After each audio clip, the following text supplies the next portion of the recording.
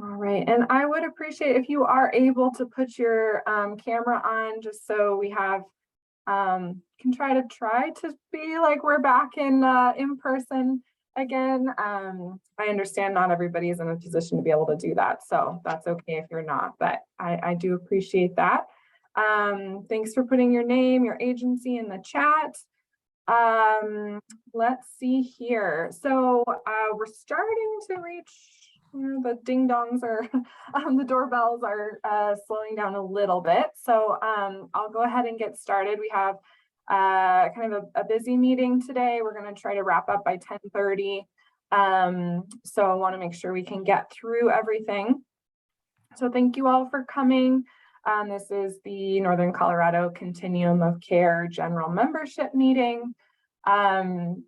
For those of you, if you're new to coming and joining us here, just a little background about the Continuum of Care General Membership.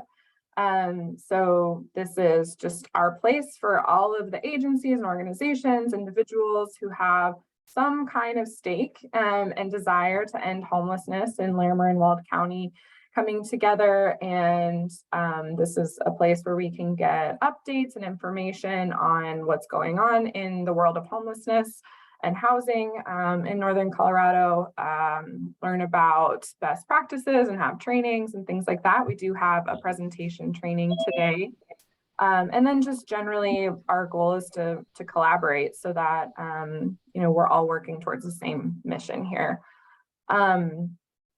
So with that being said, I'm going to just kind of dive right in here. I am gonna share my screen. People are still coming in. Okay, so I just wanted to give you all a few updates. The last time we met, we were right in the middle of the Continuum of Care program grant competition. And if you remember, we actually had, this year was a little different. We had two concurrent different CoC competitions happening right about the same time. So we had our annual, which is our normal, every year we do the same process for kind of just regular Continuum of Care program funding. That brings about almost $1.5 million to Northern Colorado. We submitted our application successfully to the Housing and Urban Development Department on the end of September. In that project, kind of consolidated project application, we had to answer a bunch of questions about how Northern Colorado is addressing homelessness. And then we also submitted our project applications for the individual projects that we're seeking funding. Most of them are renewal projects. So we have 4 permanent supportive housing projects in that request, 1 rapid rehousing project that's shared between both counties, 1 of our HMIS, 1 HMIS project, so that supports our data management system, 1 domestic violence coordinated entry project that is intended to increase access for victims of domestic violence to our housing resource system. And then we submitted a new project this year to also fund coordinated entry. As we've gotten more and more agencies participating, which is fantastic, we need more financial support for coordinated entry. So we were excited to be able to have that opportunity, and hopefully we are funded for that new project. We'll know hopefully in the next couple months. The second competition that we applied for that was going on at the same time, it was a special unsheltered Like the purpose of it was to address unsheltered homelessness, and our portion that we were allowed to apply for was a little over 1.3 million, but that is over 3 years. So the projects that we submitted we have a resource navigation project, a street outreach collaborative project, which is street outreach services in Fort Collins, Loveland, and Greeley, and then another HMIS, small HMIS project. So we don't know the outcome of that yet, but hopefully we do get these funds, because then that is all brand new money coming into our community. And so I'll definitely keep you all posted about that. So let's see, moving on here. I just want to give a little brief update on the annual ESG Emergency Solutions Grant. And so that process this year was a little different than last year. So all projects, agencies that wanted to apply for Emergency Solutions Grant did so directly to the Division of Housing and not to the Continuum of Care. In the past, it was a mix of agencies applying directly to the Division of Housing, some of them applying through the Continuum of Care, and we just this year decided make it more streamlined. All projects are going through the Division of Housing with a letter of support from the Continuum. So we had about 15 agencies in Northern Colorado apply for a variety of different services. So emergency shelter, rapid rehousing, homeless prevention, street outreach, and HMIS. And my understanding is that the Division of Housing is working through those and should hopefully be making decisions soon, relatively soon. And then finally, update on funding. I wanted to point your attention to the Division of Housing's transformational grant programs. So I'm going to drop this link in the chat here.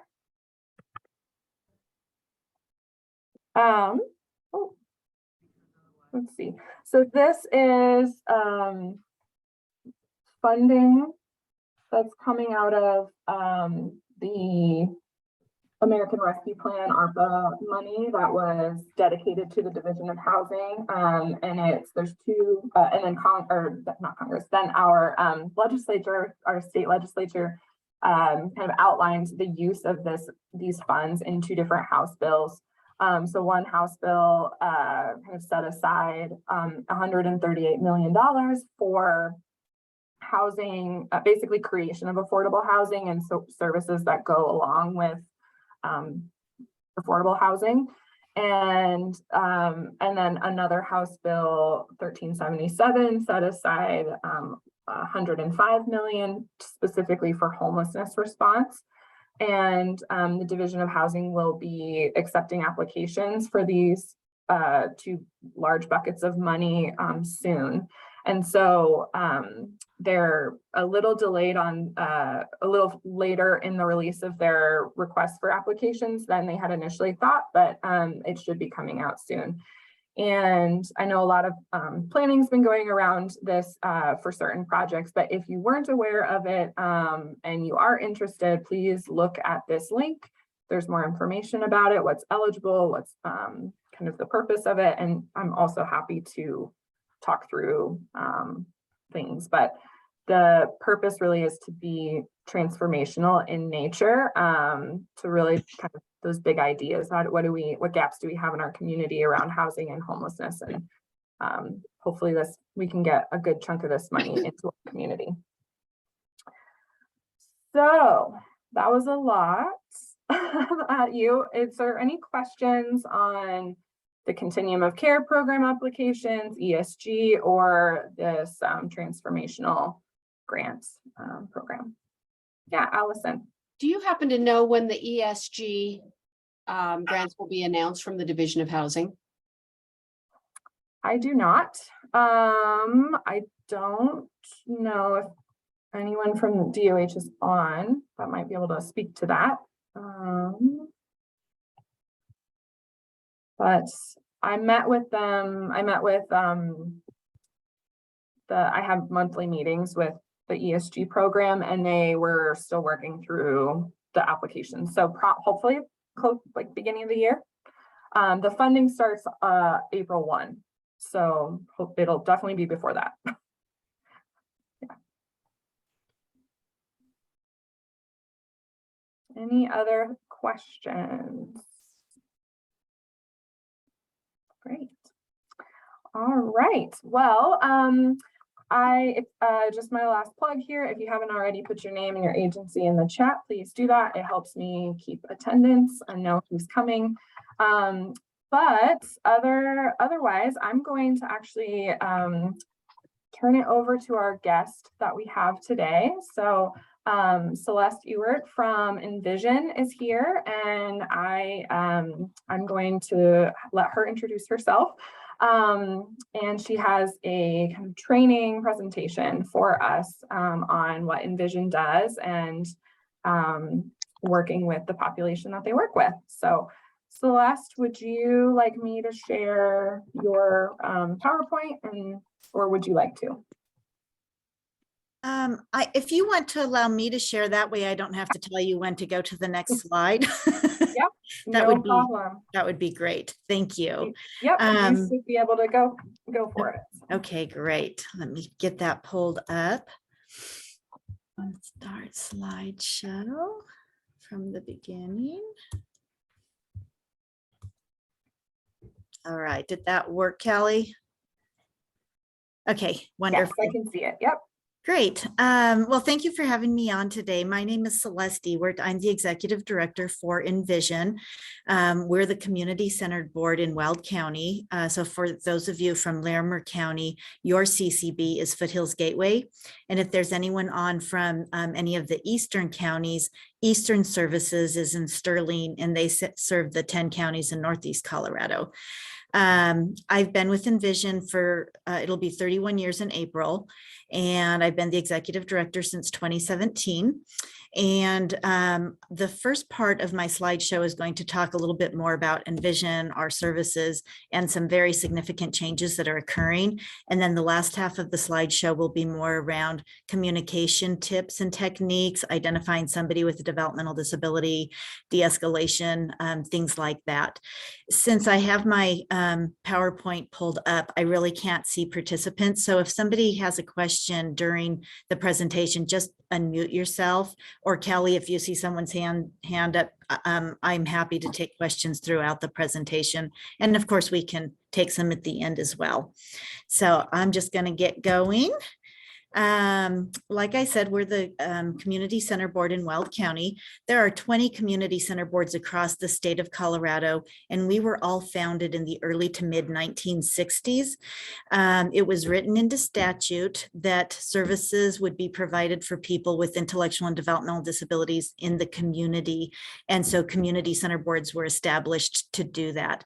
Prior to the early 1960s, the only way services were provided for people were in institutions. And there was kind of a grassroots effort that a lot of families didn't want to put their son or daughter in an institution, but needed some type of help in the community to keep them home or to prevent them from going into an institution. And that's why we were established. We're the single entry point for developmental disabilities case management services in Weld County. Our annual budget is about $9 million. 85% of that is Medicaid funded through a contract with Healthcare Policy and Financing at the state of Colorado. About 8% are state general funded, and then about 7% are grants, donations, sponsorships through local or state or national foundations. We have 3 oversight agencies: Healthcare Policy and Financing, the Colorado Department of Public Health and Environment, and then the Colorado Department of Early Childhood oversees our early intervention program. And we serve about 2,200 people and families a year, not necessarily all at one time, because we have a lot of turnover in our early intervention program. A lot of kids will age out or catch up with their peers, and then new ones come in. So at any one time, probably about 1,400 people, but just over 2,000 different people throughout the year. The eligibility criteria, let me see if I can move that little bar. Nope, don't want to do that. Let's go back. Is for an intellectual or developmental disability, it's an IQ of 70 or below. It must have occurred prior to age 22 in order for it to be considered developmental. So after that, if something happened to somebody at age 25 and it did affect their cognition, they wouldn't qualify for our services because it was after the age of 22. They must have a clinical diagnosis of a neurological condition known to affect cognitive ability, and the effects of mental illness or physical or sensory impairment is not enough to qualify them. They can have that as well, but it would have to be a coexistence with that low IQ as well. For a developmental delay, this would be for a child 5 years or younger, and they must have a 25% or greater delay in one or more of the developmental domains. And so things like social, emotional, physical, communicative, just as an example of some of those developmental domains. To actually qualify for our early intervention services, the delay needs to be 33% or greater, but we're expecting that to change to 25, back down to 25% in January. So we'll be serving more kids, we hope. It could also be an established condition. So this would be something like a low birth weight or a premature birth. Maybe the mother wasn't getting the prenatal care she should have, or even was using drugs or alcohol during the pregnancy. So something like that could qualify a child automatically, or a child who's under 3 years old and is living with a parent who has a developmental disability, even if the child isn't exhibiting some of those delays, because there's the expectation that a parent with a developmental disability may not be able to fully care for and help with the developmental milestones of a child. They would qualify for service, and we would send therapists in to help with that development. Envision is a person-centered organization, and I'm sure you guys are probably very familiar with this, or you'll hear things like patient-centered practices. And basically, we just believe that if there is a decision being made that affects somebody, they should be involved in that decision. We really like to consider what's important to and important for people, and feel that we have a responsibility to educate people on their choice, decision, risks, but they should be able to have that dignity of risk and make decisions, even if we think they're poor decisions. We all get to do that, but really empowering people to make decisions that affect them the best way possible. The services that we provide, I talked a little bit about the early intervention already. That's from birth to 3. We provide service coordination for all of Weld County. We have 2 state general funded programs. Our family support services, that's from 3 years old and up, as long as they're living in a family home.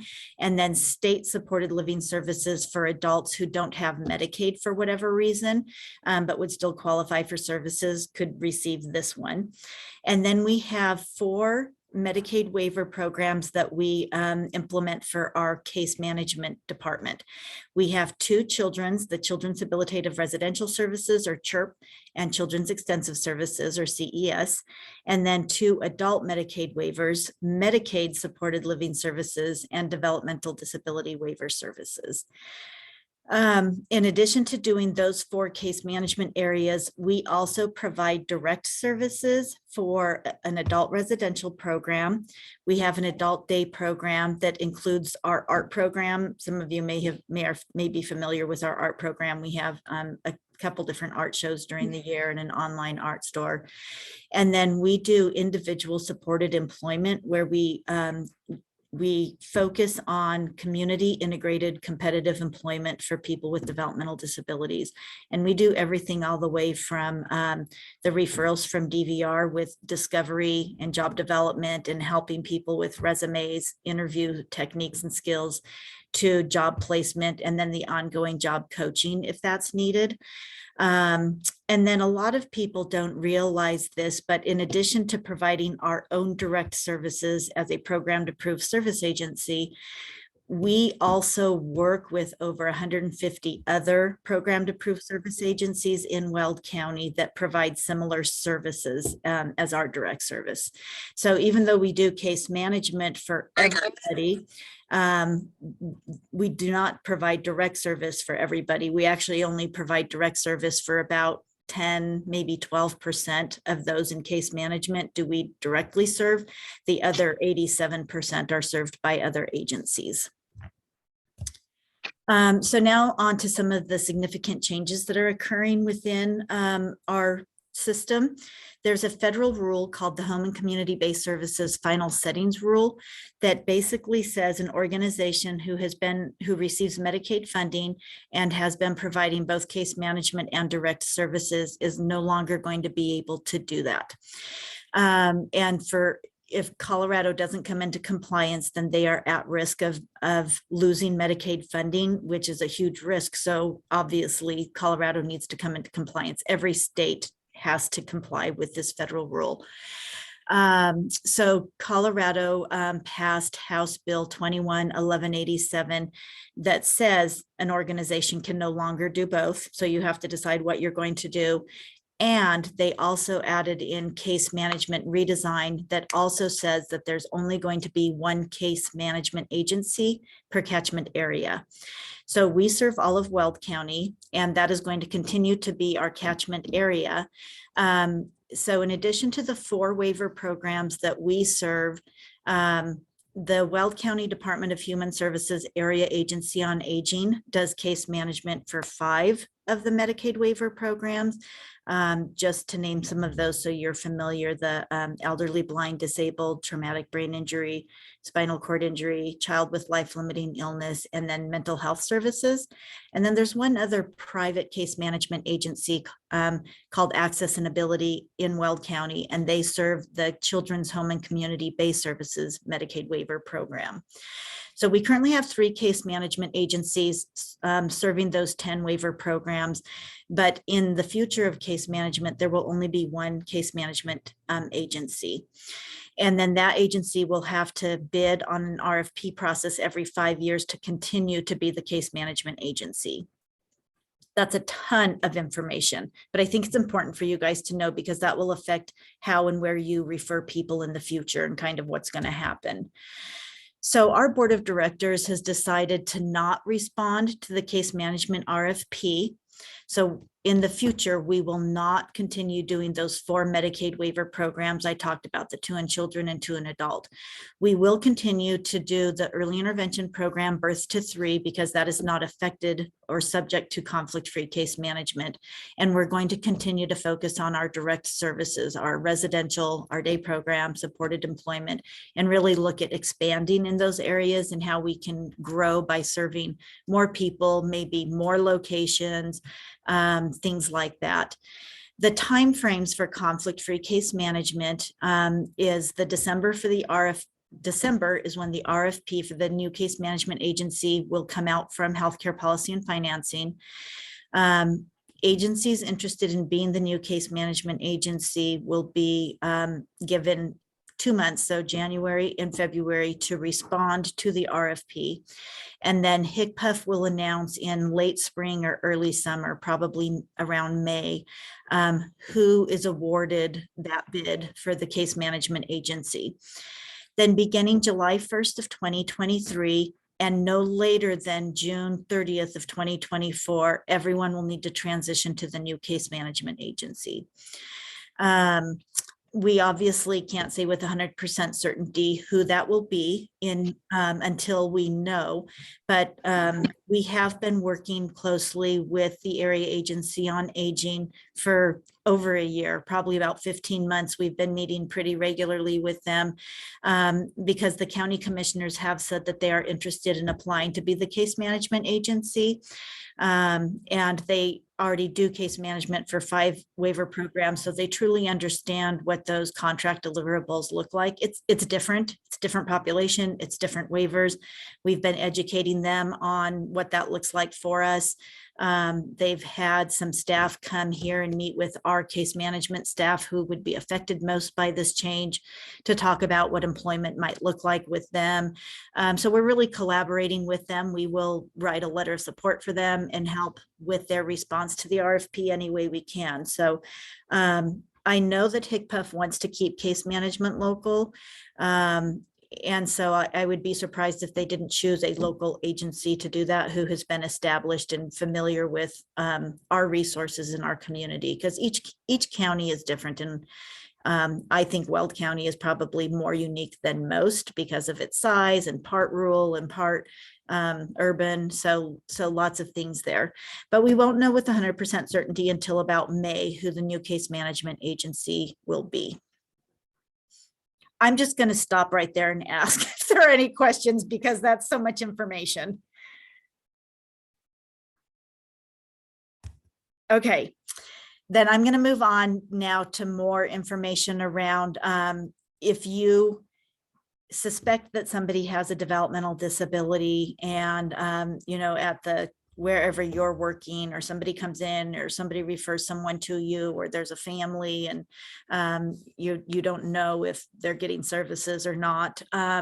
So I want to start with just some myths and stereotypes regarding people with IDD, that people with one disability have other disabilities. Sometimes, but not always. And there's sometimes that perception that if they have any kind of disability, even if it's like a physical disability, maybe they use a wheelchair, that they are also developmentally disabled, and that's not always the case. And certainly we do serve people that have multiple disabilities. That people with IDD are dangerous or should be avoided or ignored. They're certainly different, but everybody is different from everybody else. And so it really isn't, when you get to know people one-on-one, you'll find that they're really very much more like us than not. That they're dumb or not capable of understanding things, that they do not have normal feelings, that they cannot communicate, and then that they aren't credible, that they wouldn't be a good witness, that they couldn't provide accurate information. And these are all things that are that would be considered myths or stereotypes. So obviously there is no one way at all to say with 100% certainty that somebody has an IDD, but there are certain things that you can look for. So some of the things to consider or look for, some of the physical appearances, and things to keep in mind. If you see somebody acting a certain way, you may assume that they're intoxicated or have been using drugs, but there are other medical things going on that could be causing some of those. And not some of the people we serve have some of these things. And then some of the people who are diagnosed with these aren't necessarily qualifying for our services, but I still think it was important to talk a little bit about what some of these diagnoses look like. So with cerebral palsy, somebody may have an unsteady gait, they may have a slurred speech, and they could appear intoxicated when it really could be a medical diagnosis that's going on with them. With epilepsy, certainly like a grand mal seizure, or maybe you didn't see a seizure happen, but somebody might still be disoriented if they just had a seizure and they're kind of coming out of it.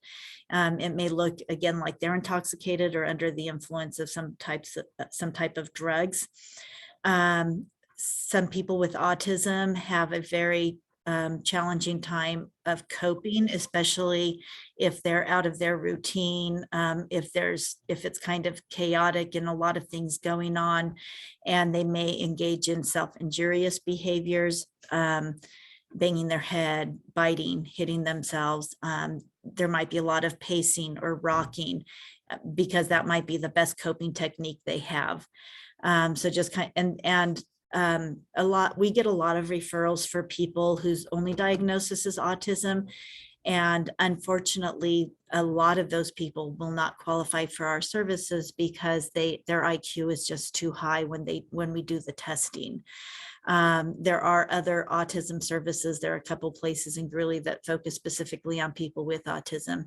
And we do serve a small number of people who have a developmental disability and autism as well. And then something like Down syndrome, you would probably recognize there's some very distinct facial characteristics, physical characteristics of somebody with Down syndrome. So you would probably recognize that, and people with Down syndrome do qualify for our services because of that. Just having that diagnosis qualifies them. Some additional traits to look for with their behavior: they may act inappropriately with others. A lot of people we serve do not really have a good understanding of what personal space is. They really don't know, how close is okay and not okay. We work with somebody who, if he likes what you're wearing, he will come up and like grab your clothes. He'll go like this and then put his thumbs up, and that means he likes what you're wearing. But obviously that's not really appropriate to do with somebody you don't know. But he wouldn't know, he wouldn't understand that he shouldn't do that. Might try and hold your hand. So some techniques around this would be, instead of asking, hey, can you not be so close to me, they might only move an inch or two. So it might be easier to say, like if there's a line or something, like, hey, I need you to stand two of the tiles back, or I need you to stand on the other side of that line, or I need you to be over by that table. Give them something more concrete, instead of just saying you're too close, or can you step back a little, because it probably still won't be the distance that would be appropriate.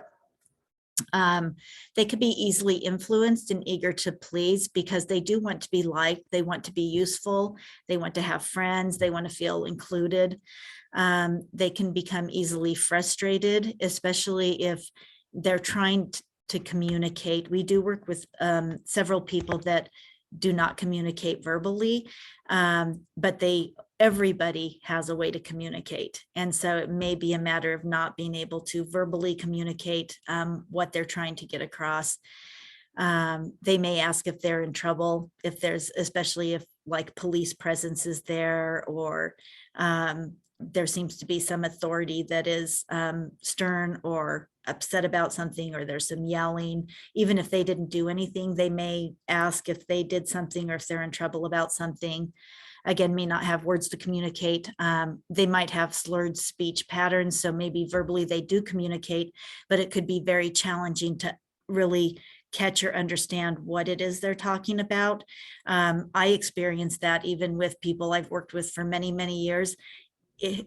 If I haven't seen them for a couple of months and then they come in my office or I go to a house or something, I'm like, oh my gosh, I forgot how difficult it is to understand until I start really working with people again. So just some of those things to keep in mind. So if you suspect that somebody has a developmental disability, but you really want to try and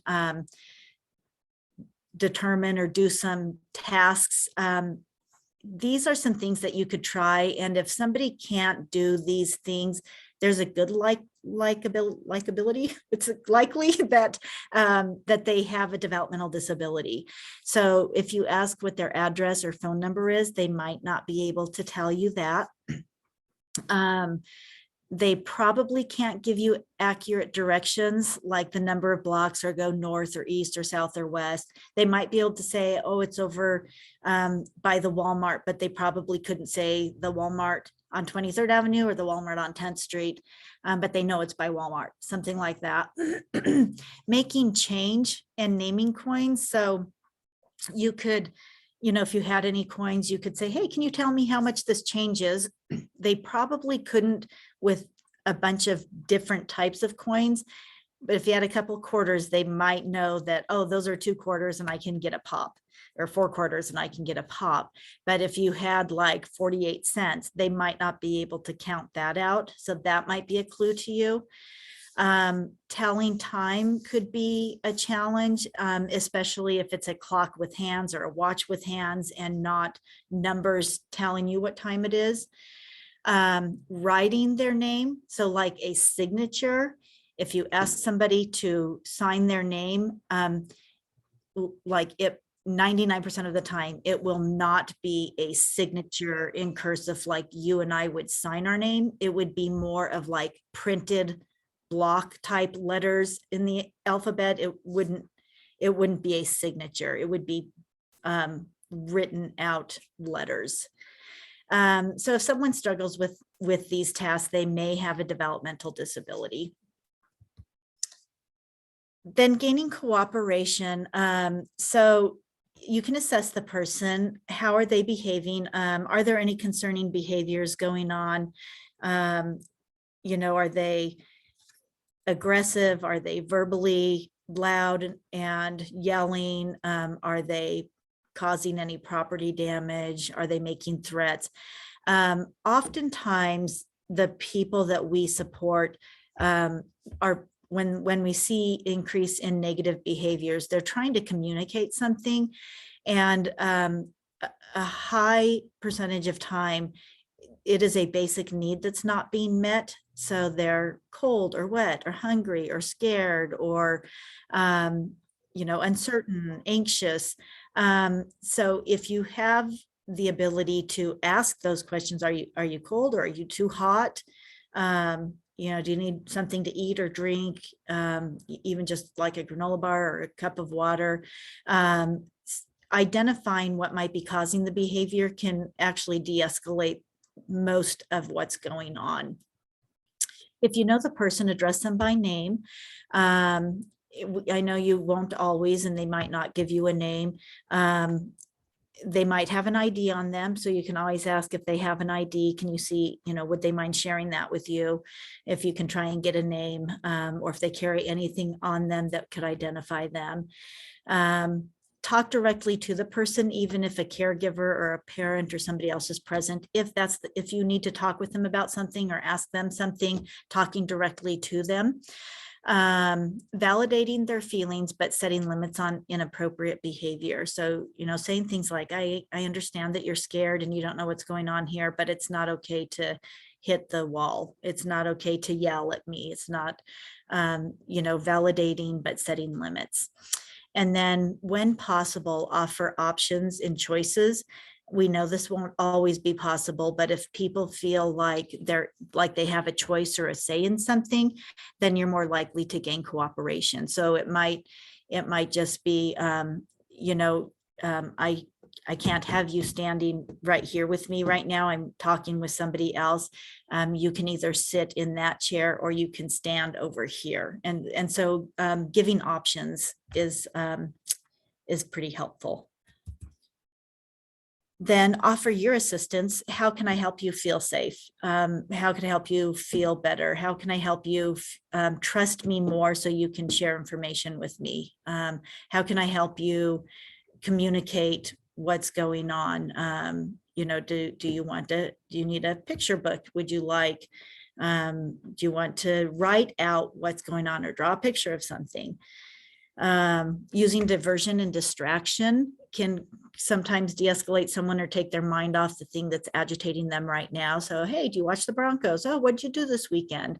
Do you have any plans for the holidays? So just really trying to change the subject, trying to redirect what is causing the anxiety or the aggression. See if you can get their attention to something else to get them off of what they're fixated on. Engaging in side dialogue. So if there's you're there with another person, Again, this kind of goes back to letting people feel like they have a choice, or it was their decision to do something, that they're not being told to do something. But somebody, hey, wouldn't it be great if so-and-so sat down in that chair? And so you're not directly telling the person you need to go sit down in that chair, but you're telling someone else it would be great if they did that. And then if they feel like it was their idea and they weren't told, you may be more successful with gaining that cooperation.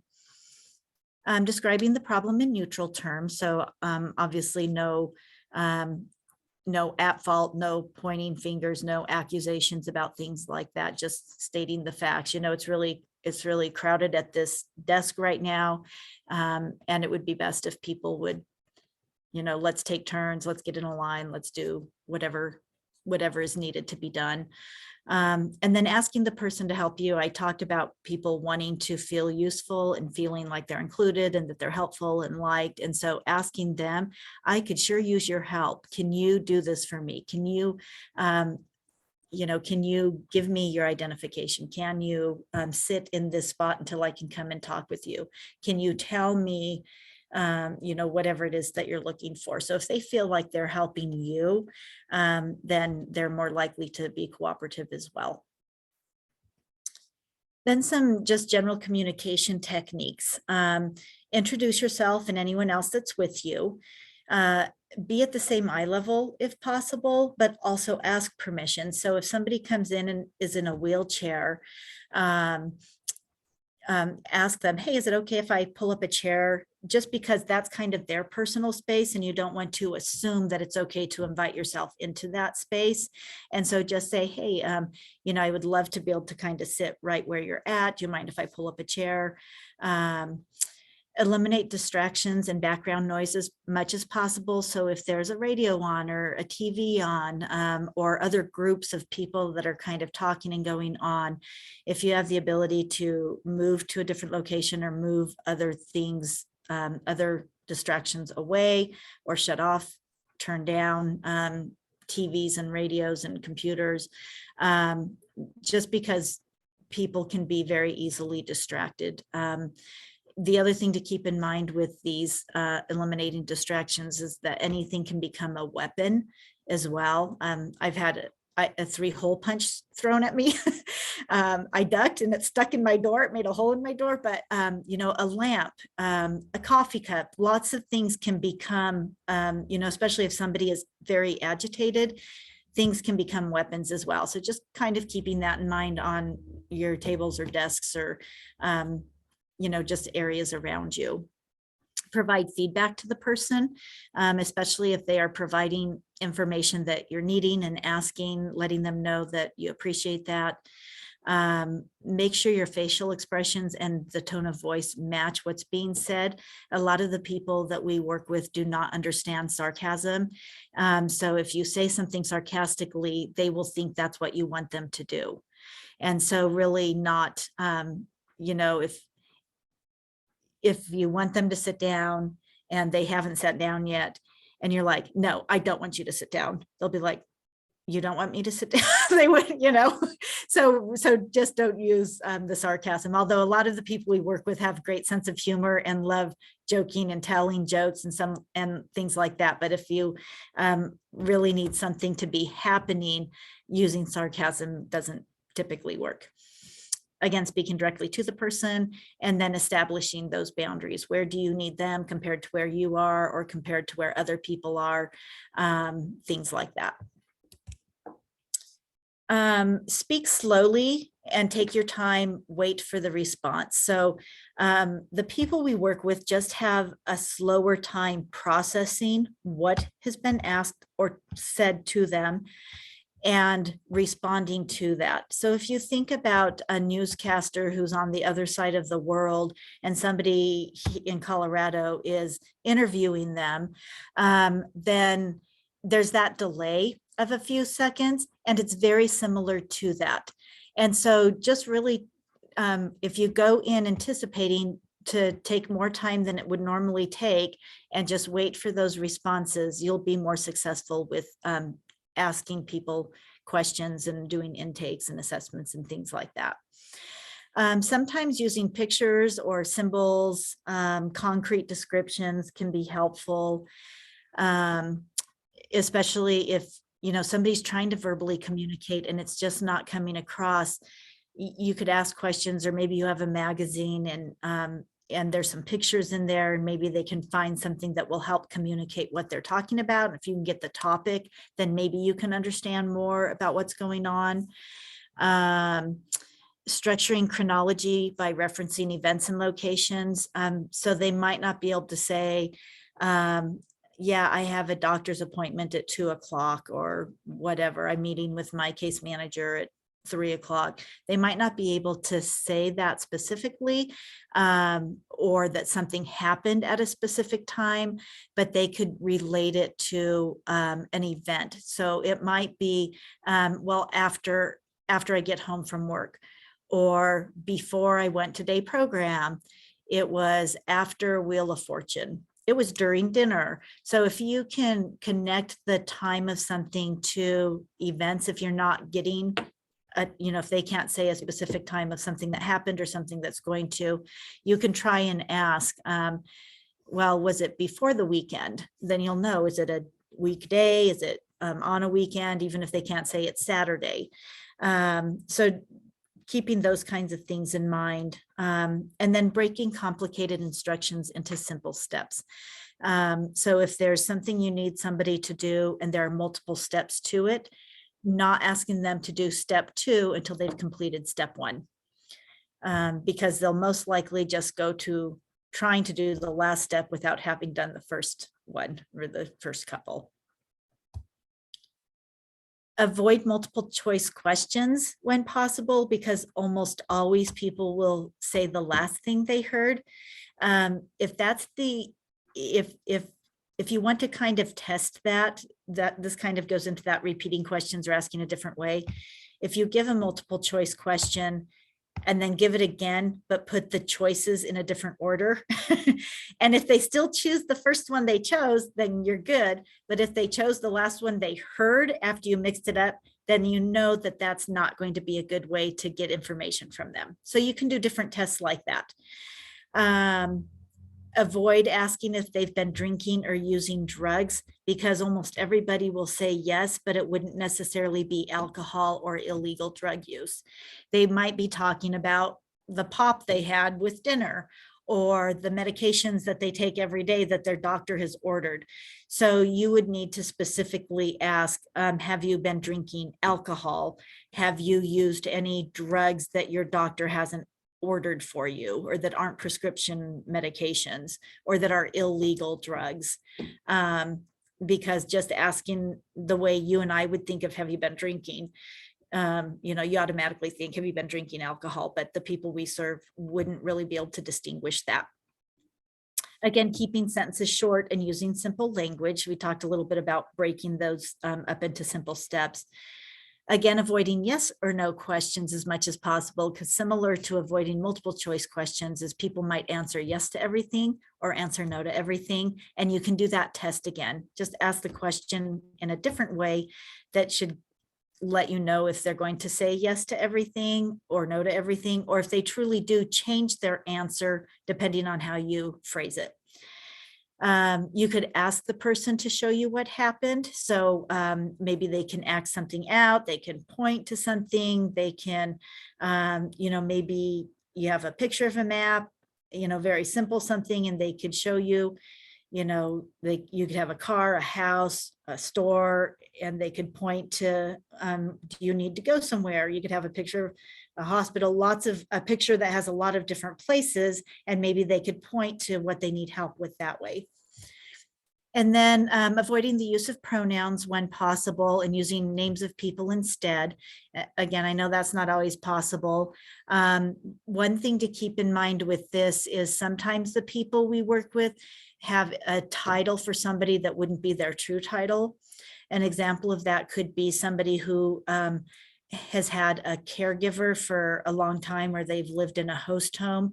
And so they might be calling that saying that person is mom. but it might not be their biological mom. It might be a paid caregiver who they've just kind of started calling mom. So not automatically assuming that the title of someone that they have is correct. Like they think almost everyone they work with is their case manager, but they have a residential manager and they have a day program manager and they have a supported employment manager and they have a case manager. So the titles of people may not actually be what they're saying. So if you can get names instead, or, tell me more about mom. How long have you lived with mom? Did you live with mom, last month? Or are they maybe using that title for somebody other than mom? Then just some specific issues to be aware of. Several people we work with really have a high pain tolerance. They may not report health or medical issues. We've actually have situations where maybe somebody is pretty independent, and so they don't need maybe help every day, but once or twice a week, they need more assistance for really good hygiene and a good shower, things like that. And so then somebody sees a cut or a bruise or a rash, and nobody had they hadn't told anyone that they had something going on or were sick, or so just keeping in mind that even if you are doing an intake and you're asking someone if they've been sick or are they injured anywhere, like if you don't ask that question, they might not report it. So it might not, don't assume that they're okay just because they haven't said something, unless they're asked specifically, do you have any kind of rash? Have you had a cough? Have you? So unless you bring it up, they might not mention it. And then several of the women we work with need at least verbal prompting with their period. They probably can't tell you when they are normally on it and not on it. They can't predict when they're going to be on it. We do encourage people to always be prepared. They most likely cannot use a tampon, would maybe need some physical assistance with even a liner or a pad, but at a minimum, probably some verbal prompting on how to take care of their needs like that. Okay, so those are all my tips and techniques. And then I always like to offer how we can help you guys. Of course, if you're in Larimer County or, one of the other counties, I am happy to give you guys contact information for the other community center boards. And I know the people there can help you as well, but we could potentially identify someone. So if you suspect that somebody has a developmental disability, and especially if you can get the name, you can call us and we can tell you yes or no. And if they don't have a case manager here, we can start an intake process and see if they could qualify. So that could be helpful also. And if you can't get a name, we could probably send someone out to see if it's somebody we know. I mean, I don't know all 850 people we serve in case management, but we have people here that do. We could come out in a team or something. We could help communicate or interpret if you can't understand the person that they're trying to communicate, and we know that they receive services. We could send somebody who knows them better to help interpret. We could provide information regarding a person's abilities and or history if we know they're receiving services and you need help with an intake or assessment. Of course, a lot of that is with consent from them, those kinds of things. And then you can contact us with any other questions or anything you need. And the last slide has our contact information. Our front desk phone is there, and then our after hours, we actually, case managers carry an emergency phone. This is an answering service, so you could call and say, I need a case manager to call me back. They call our on-call list, and then somebody would call you within about 15 minutes. So that is my slideshow. I'm going to stop sharing, and then I would welcome any questions or comments people have.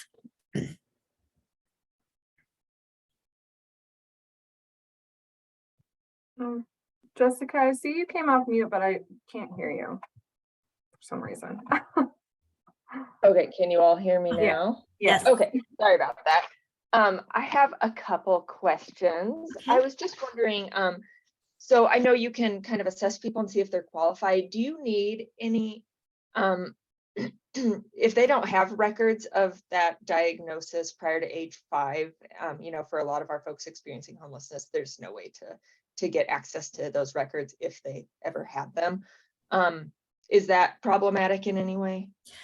So that is a great question. When we do our intake and eligibility determination, we have a whole intake packet, and there are very specific documents that we need to show that they had the disability prior to age 22. And typically, if they don't have that, we can get it from a doctor, or usually the school system will have it. And so with permission from the family or the person supported or the person seeking services, we can work with them and the school district. So we will help in collecting the documents that are needed. Unfortunately, what happens sometimes is we say, okay, these are the 2 things that we're looking for.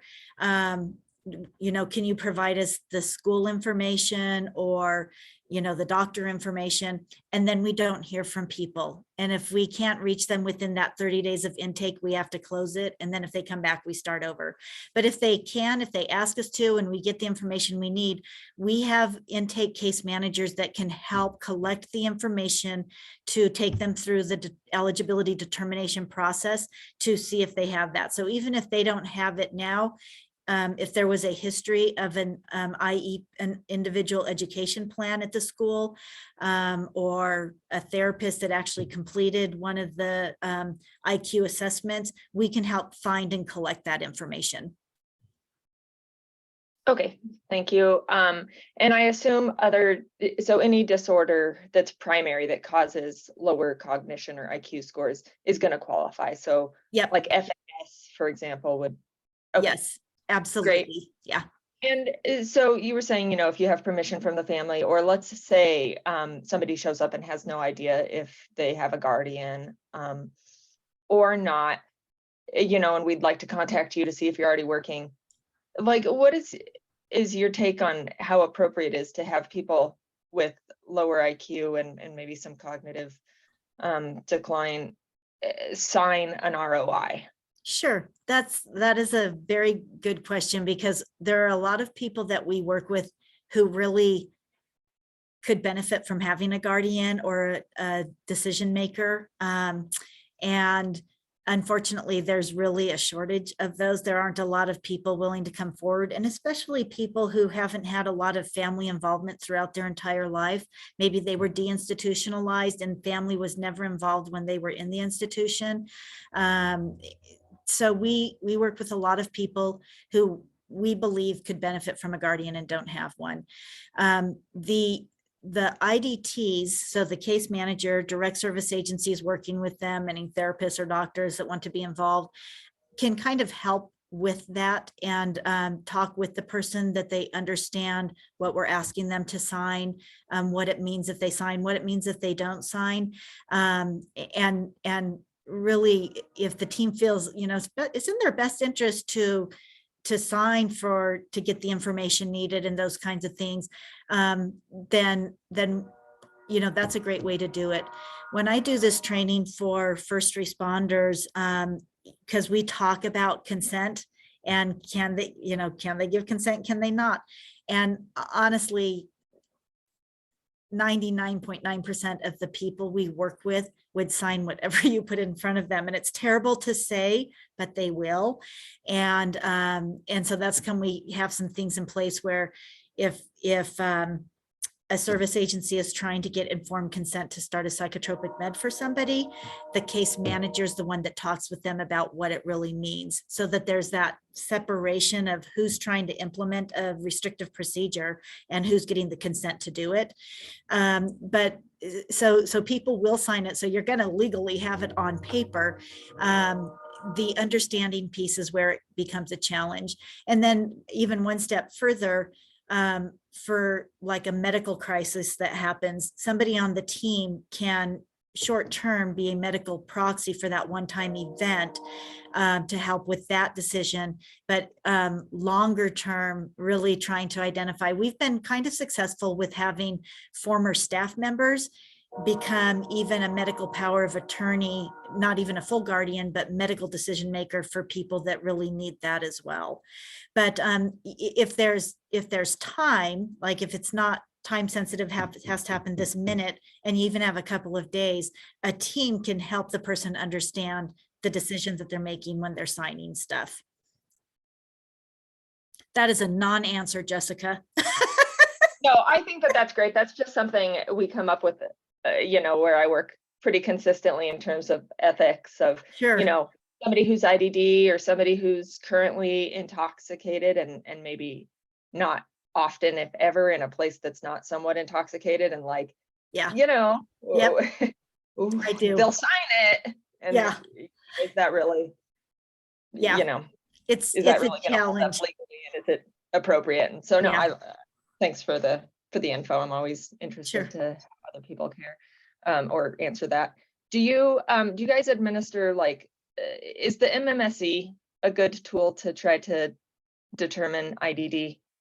Do you know? I am not familiar with that. I'm sorry. I don't know a lot about like the actual, I mean, I know the assessments that we need for the waivers that we have, but I'm not familiar with that assessment.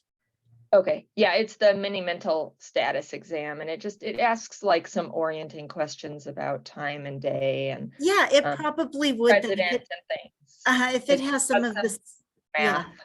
Okay. Yeah, and so short of somebody having a medical issue that would cause them to not answer correctly, like they had a stroke recently or a couple years ago, short of a medical diagnosis that you already know about, then yes, it sounds like that would be something that could help determine that. Okay, thank you for answering my mini Sure, question. absolutely, thank you. Any other questions or comments? Hi, Celeste. This is Shelley Fletcher. I actually used to be one of your early intervention specialists. Yes, you have. Hi, how are you? I'm doing well, I think, but homelessness is a bit overwhelming. Yeah. So I more frequently encounter folks that like, there's a couple of us on this call right now that have worked with one man in particular who it's not an issue of a developmental disability, but I have suspected an possible intellectual impairment. So more, you know, that he just doesn't seem to be functioning with good retention and processing and that type of thing. Mhm. So I have bordered on somehow broaching the subject with him, which I would only do if it would buy him more options in terms of kind of finding housing and support. And I realize this is not your particular realm, but I don't know if you might speak to that both in terms of, like, I know about disability resource services. That's the only card I have in my tricks. So yeah, you know, that's a great question, Shelley. And really, I think a good way to approach that is exactly what you're talking about from the from your care and concern of the person you're working with, and truly wanting to help them find as many resources as possible to help them be successful. And so, you know, if you say that, like, hey, you know, if you know for sure they don't have a case manager with Envision or a CCB or even like Area Agency on Aging, you know, asking, hey, maybe we should reach out and just see if they have other resources that could help with this. And at a minimum, what we could do is we could start that intake process.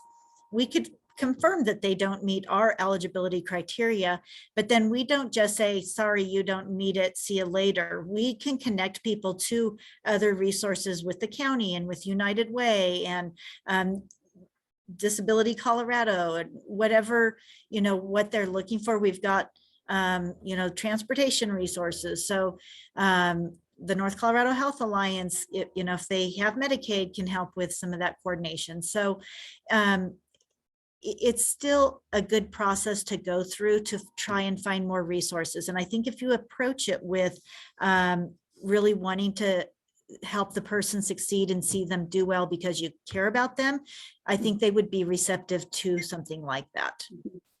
And related to that, I don't think we have anyone with disability resource services on this phone call, but if anyone on here can speak to, I have talked to them about housing vouchers. I know that they do have some within their organization, but I don't know if there's anyone else on this call that is familiar with what types of disability related housing possibilities there are. And I don't mean someone who has like a more of like a cognitive impairment. I don't mean someone who's like needs it because they've got a physical disability or that type of thing, like the obvious, but. Yeah, I don't know if there's anyone from Connections for Independent Living on here, or if they ever participate in this, but they manage the housing vouchers and HUD specifically for people even with intellectual and developmental disabilities in Weld County. So they're kind of they are who we refer people to, that we even help support if they're in need of some housing assistance or a voucher. Not that they would necessarily help them physically find housing, but help with some of the resource. I don't even know if there's a waiting list right now in Weld County. There used to be, and then it ended, and now I don't know if it's still no waiting list or not, but so Connections for Independent Living could be a resource for that as well, if you're not familiar with that. Okay, I would guess they are similar to Disability Resource Services, so that's always good to know what's in Weld as well. Yeah. This is Josh from Connections from Independent Living, and thanks for the plug. And Sorry, yes, Josh. I hope that was okay. yeah, you got it right. So thank you. Okay, yep. All right. Josh, maybe if you wouldn't mind putting your email in the chat, or like a contact for Connections for Independent Living, since you are I think this is one of your first meetings here. I think people might find that helpful. Thanks. All right. Any other questions?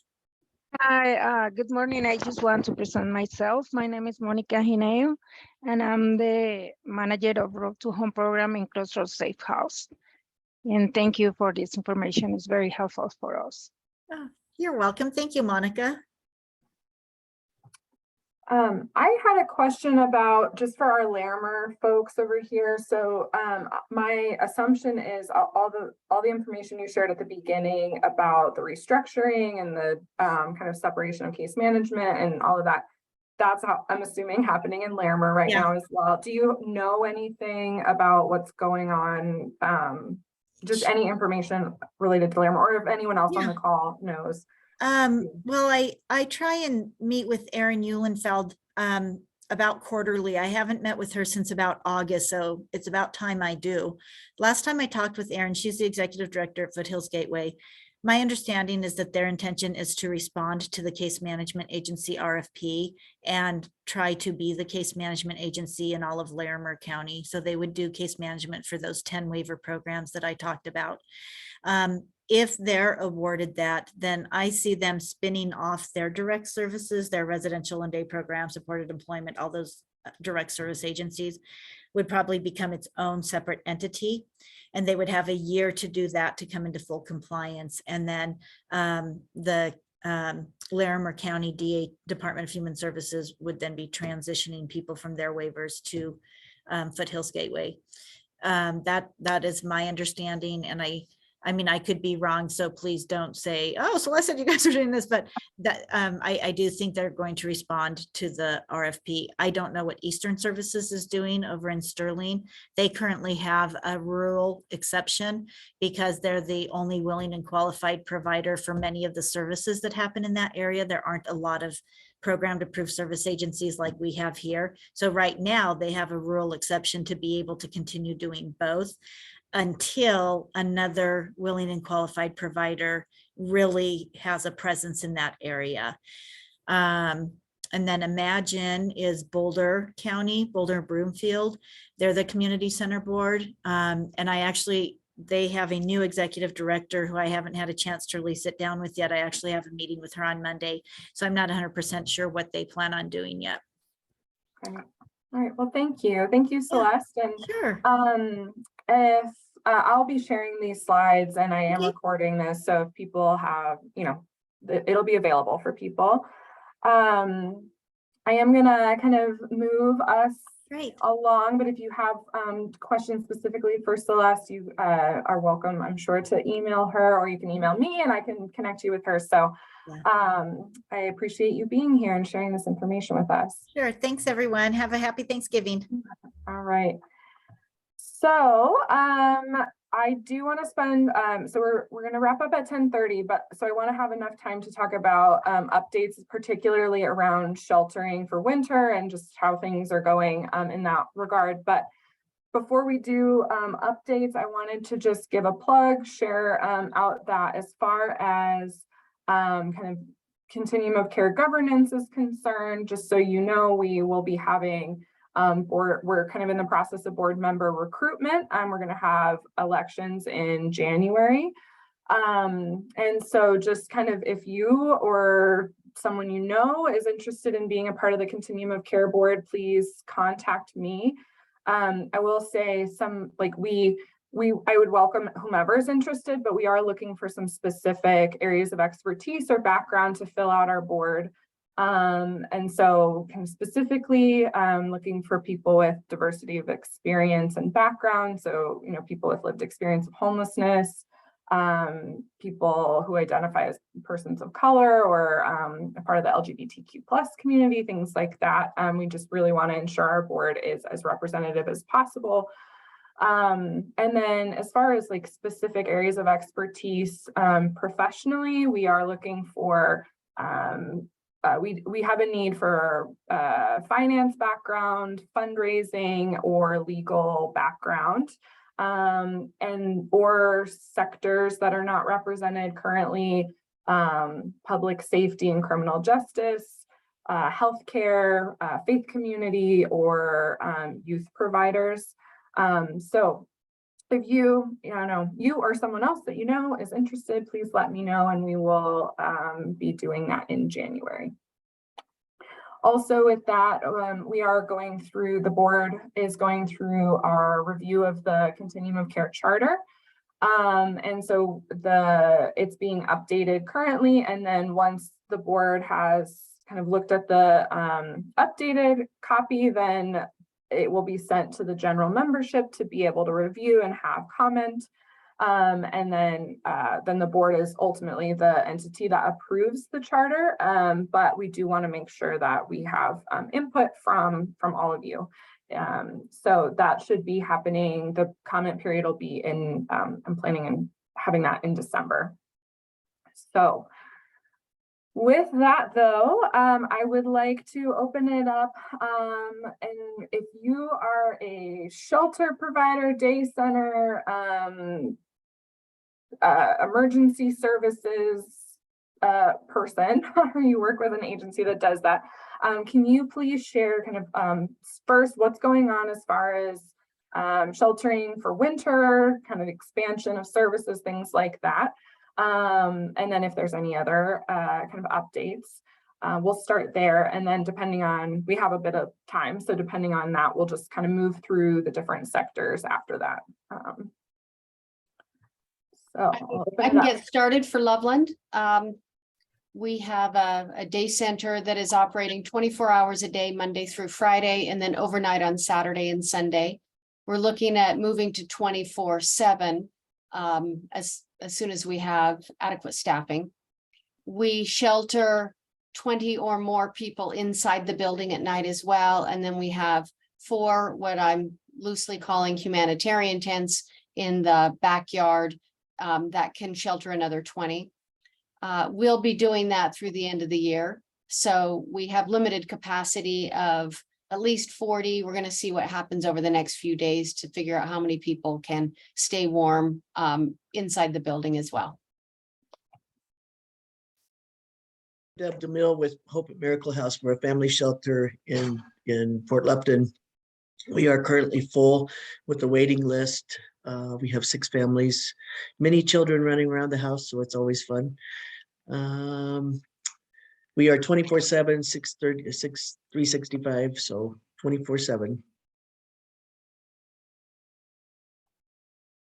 Thank you, Deb. Paula. Yes. So we're in the process of, getting our seasonal overflow shelter up and running, which may not be until after Thanksgiving, but tonight, with the help of the city, it will be open just for a couple of, well, definitely tonight and maybe tomorrow night, waiting to hear that. So we're trying to get our overflow guests who don't make it into our Jefferson location over there. And it has the capacity for 40 additional men. And so we're working on that. And so also during the day for today and tomorrow and Saturday morning, we are leaving our dining room open for any guests that slept with us the night before.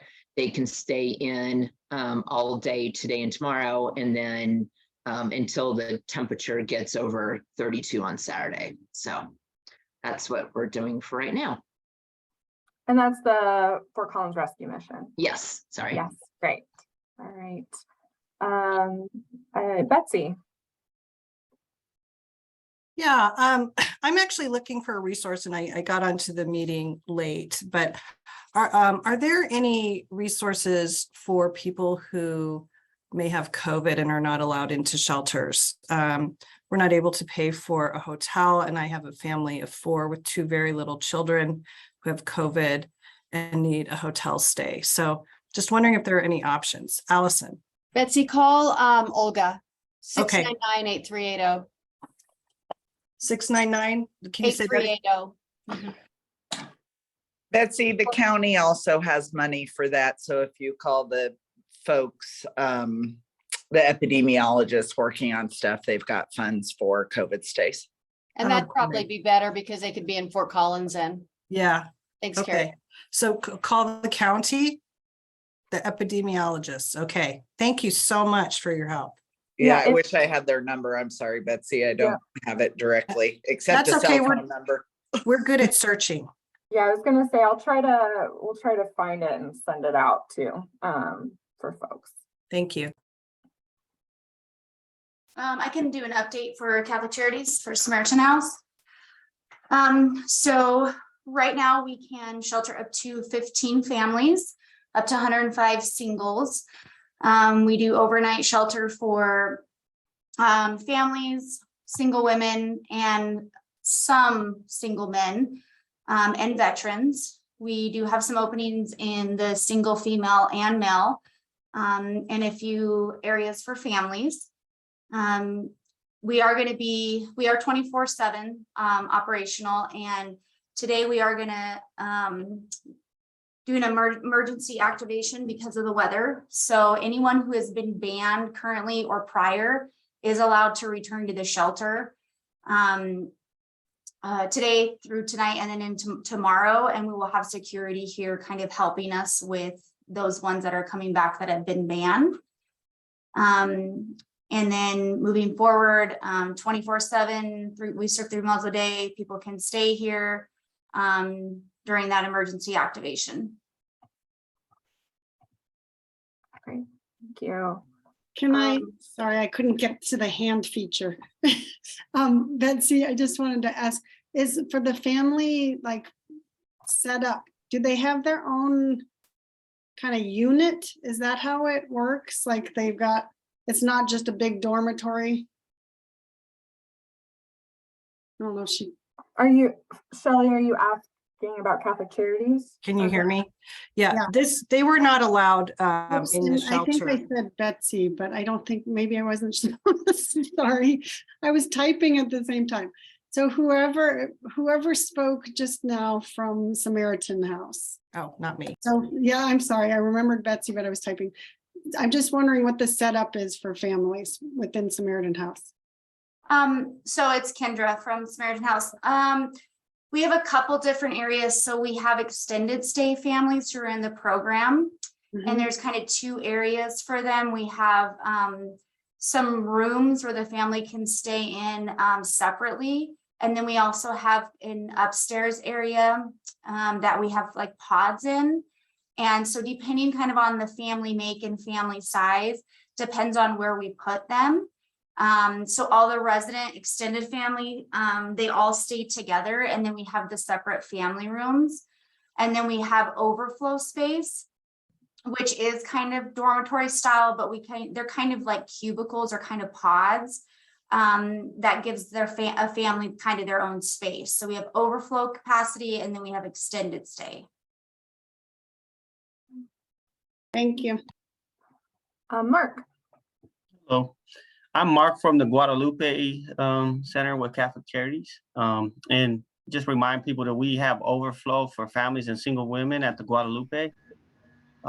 Individuals can come in at 8 p.m. and then in the morning they get to meet with the case manager. We no longer require that they have to have an ID. They can just come in and we try to give them resources no matter what. Excellent. Hey, Mark, this is Juliana Kitten. I'm sorry we haven't had a chance to meet yet. You're Guadalupe here in Greeley, right? Yes, ma'am. Yes, great. So you said, do you have space for women? We do have space and overflow. Overflow, okay. And then overflow gets first priority to come into the regular program. Right now for the regular program or extended stay program, our women's dorm is full. We have room though for families. We have 3 family rooms, and then we have 6 beds for men. Okay, and are the beds for the men, like it could be like a guy shows up tonight because, no, oh, okay. No, I'm just trying to think. Sean will tell you more just about the last 2 days of the cold weather shelter. And so I'm trying to think like, oh my goodness, what are we gonna do? But okay. Yeah, and actually, Juliana, I think Sean had to hop off. I don't see anyone else from the HNC on, so I don't can know represent. if you'd be in a position to talk about that.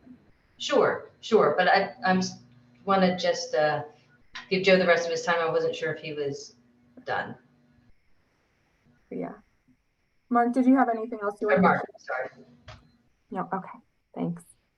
Okay, thanks, Mark, and I look forward to meeting you, hopefully in person one of these days. Juliana, would you mind sharing about the agency? Happy to. So Catholic Charity, United Way and the city and Horizon Contractors have been working super hard to try to get the cold weather shelter open. They've had to do some remodeling to the space that they're at. And the goal was to open on the 15th. They still have a few more things like related to fire systems and things like that. So now it looks like the 14th, but because they had told the community and everyone, of course, and it's freezing and horrible, they started to provide vouchers, at least for the cold weather, for the overnight shelter on Tuesday. And on Tuesday, they had 83 people. And so they got folks to double up. And so they had to get 40 hotel rooms. And those hotel rooms last until Friday, right? They'll have to check out on Friday. And so last night I was there, and as I was leaving at about 5, they had over 20 people in line. And then Sean let me know this morning that they actually had, I believe, 60 additional people that they had to place in hotel rooms. And of course, you know, doubling folks up. So right now they're supporting 70 people with motel vouchers. And, you know, of course, you know, this first 2 days, maybe it's going to change. We'll see. We'll have to get some more data, but a little bit of a concern that because they had already had that plan for overflow, that they could do some hotel vouchers, not at this level, right? So their capacity for the cold weather shelter is 66. They might be able to do some overflow into the day shelter. We'll have to see. We're going to talk about that. The other thing is they are planning to do 24/7 once they're open and everything is cleared, so that they'll have day center operations and the housing navigation center as normal, but there won't be a break between when the Housing Navigation Center closes, people can go to the day center part and wait until the cold weather shelter opens. And they're also going to be doing that on weekends too. They'll have the day shelter open. Sort of as, because Greeley hasn't had this before in terms of a low barrier option for folks to be other than overnight cold weather shelter. So, and certainly I think based on our data so far, and we'll see what happens this winter too, that there is a need for that. And so this is a little bit of proof of concept to show this need and what can happen positively when we have these services available for people. Okay. Thanks, Juliana. You bet. Emily, I saw your hand up. Did you want to share something? Yeah, I just wanted just an update with Family Housing Network. Our overnight program is full as well. Our day center is available for those in our program. We're not a drop-in center, but anyone that wants to obtain case management and day center access just need to do a phone call, a pre-screen, and then an intake with me to get access to the day center. But our overnight right now is full.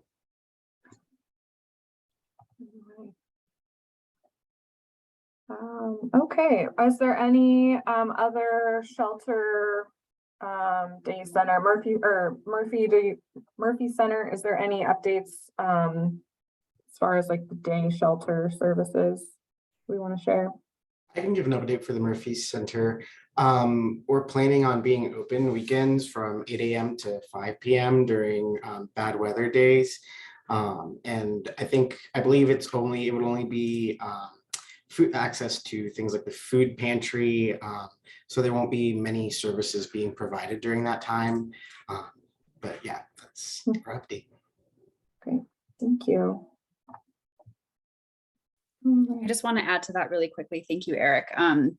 That I'm with the city of Fort Collins, and we've decided in Fort Collins, the daytime, we call it inclement weather, is when the high is not forecast to go above 32 degrees.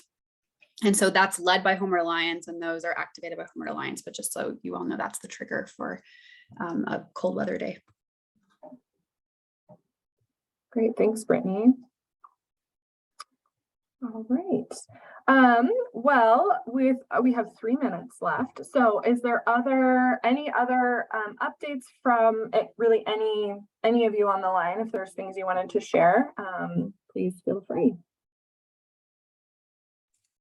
I have to hop off. Can I share one more quick thing before I do? Thank you. So we are continuing to explore a safe parking program for Fort Collins. And I just wanted to share that the next step in that is a community conversation that's being held on Tuesday, December 13th at 7 p.m. at Peak Community Church. And I think it's really focused on bringing faith leaders together to hopefully identify some potential parking lots, but anybody is welcome to come and hear more about it. There'll be a panel, and it'll be led by the League of Women Voters for Larimer County and the Colorado Safe Parking Initiative. Thanks. Brittany, can you send that to me, and I can share it out with our, like, the information. I can share that out in like our newsletter thing. I'll forward you the blurb right now. Thanks, Kelly. I'm in Loveland, but I'm also part of Foundations Church, which is very large. But do you know if that is potentially like just trying to find the safe parking in Fort Collins and primarily looking with those faith communities to be a part of that discussion? Or maybe you don't know. I mean, I know we've been having these conversations with joint groups from Loveland and the county. This conversation, I think, is focused on Fort Collins, but we're open to however we can kind of make a safe parking program work. So focused on Fort Collins, but open for sure. Loveland is also having these conversations. Okay, so just stay tuned for Loveland-based, Allison, conversations. Yes, Trish Warner, Doug Ashbaugh. Okay. HNS. Oh, okay, thank you. Excellent. And thanks, Ernest. I see that in the chat. Unfortunately, I have to get to something by 10:45, and so that's why the meeting's till 10:30 today. But if there are other updates and things like that, we have a couple minutes still, so please feel free to share.